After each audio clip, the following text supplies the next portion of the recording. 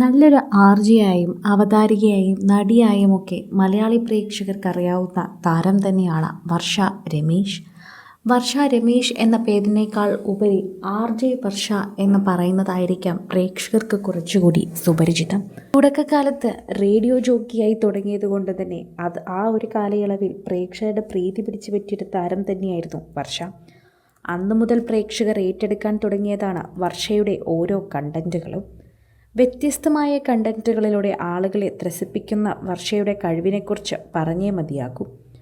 അങ്ങനെ പറയുമ്പോൾ കഴിഞ്ഞ ദിവസം സോഷ്യൽ മീഡിയയിൽ വർഷ പങ്കുവച്ച 2025 റീക്യാപ്പിനെക്കുറിച്ച് പറയുന്നിടയിലാണ് ഈ പെൺകുട്ടിയുടെ വാർത്ത കൂടുതലും പ്രേക്ഷകർ ഏറ്റെടുക്കുന്നത്.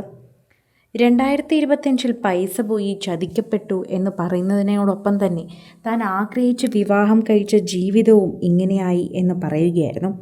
അതിലൂടെയാണ് വർഷ ഇപ്പോൾ പിരിഞ്ഞു താമസിക്കുകയാണ് എന്ന് പലരും തിരിച്ചറിഞ്ഞത്.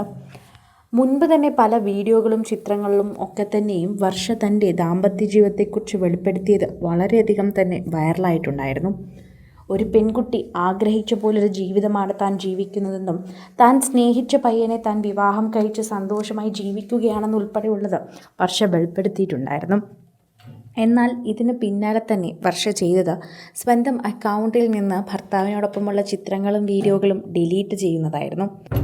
അതിനുശേഷം അതാരോടും പറയാതെയായിരുന്നു വർഷ മുന്നോട്ട് പോയത്. ഇപ്പോഴിതാ താൻ ചതിക്കപ്പെട്ടതിനെക്കുറിച്ച് തന്നെ പറയുകയാണ്. താൻ തൻ്റെ റിലേഷൻഷിപ്പിൽ തന്നെ 0 മുതൽ തുടങ്ങുന്ന കാര്യമായിരുന്നു എന്ന് പറയുന്നു. താൻ വീണ്ടും വട്ടപൂജ്യമായി എന്ന് പറയുമ്പോഴും അക്ഷയ് എന്ന വർഷയുടെ ഭർത്താവുമായി ഇപ്പോൾ ഫോളോ ചെയ്യുന്നില്ല എന്നും ചിത്രങ്ങൾ പങ്കുവയ്ക്കുന്നില്ല എന്ന് പറയുന്നതും സത്യമാണ്. പരസ്പരം രണ്ടുപേരും അൺഫോളോ ചെയ്ത് നിൽക്കുകയാണ്. എന്നാൽ ഭർത്താവ് വർഷയുമായിട്ടുള്ള ചിത്രങ്ങളൊന്നും തന്നെ ഇതുവരെയും ഡിലീറ്റ് ചെയ്തിട്ടില്ല. ഇപ്പോഴും അക്ഷയുടെ അക്കൗണ്ടിൽ നമുക്ക് വർഷയുമായിട്ടുള്ള ചിത്രങ്ങൾ കാണാൻ സാധിക്കുന്നുണ്ട്, പ്രത്യേകിച്ച് ഇവരുടെ വിവാഹ ചിത്രങ്ങൾ. അതുകൊണ്ട് തന്നെ പൂർണ്ണമായി വേർപിരിഞ്ഞു എന്ന് കരുതാൻ സാധിക്കില്ല. ചിലപ്പോൾ ചില പ്രശ്നങ്ങൾ നടക്കുന്നുണ്ടാകാം എന്ന് സോഷ്യൽ മീഡിയ തന്നെ പറയുന്നു. എന്നാൽ ഈ പ്രായത്തിനുള്ളിൽ തന്നെ പല മേഖലകളിൽ തൻ്റെ കഴിവ് തെളിയിച്ച വർഷയ്ക്ക് തൻ്റെ കരിയർ വെച്ച് നോക്കുകയാണെങ്കിൽ 2025 ഒരു മികച്ച വർഷമാണെന്ന് പറയാം.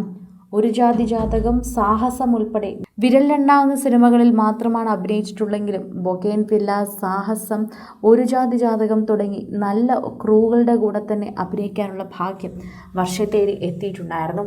അതുകൊണ്ട് തന്നെ വർഷയ്ക്ക് 2025 എന്ന് പറയുന്നത് അത്ര മോശം വർഷമല്ല എന്നുകൂടി പറയണം.